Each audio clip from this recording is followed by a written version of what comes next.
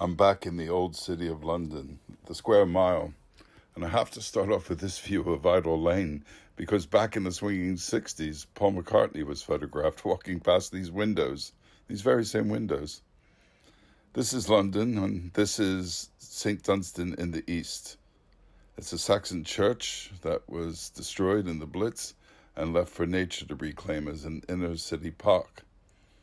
Now, there's been a church on this site since about 1100 AD.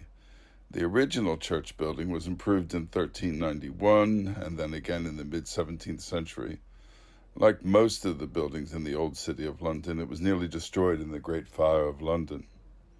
Christopher Wren, who built St. Paul's Cathedral and much of London after the Great Fire of 1666, was the mastermind behind the 17th century St. Dunstan's. By the time the Victorian era, the church was again in need of repair, and much of the nave was rebuilt, and all that remained of Wren's 17th century creation was the bell tower. The church was destroyed again in 1941 during the Blitz.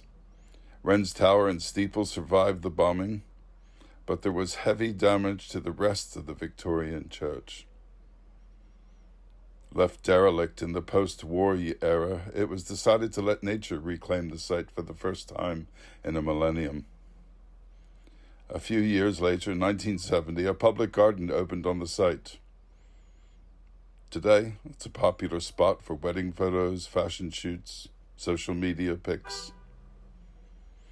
It's only a 2-minute walk from Monument Station and the Philpott mice that we met in a previous vlog. St. Dunstan's in the east. Don't confuse it with St. Dunstan's in the west, which is on Fleet Street. London's green spaces are hugely popular. This unique site mixes the majesty of British history with a practical modern use. It creates something positive from the horrors of war.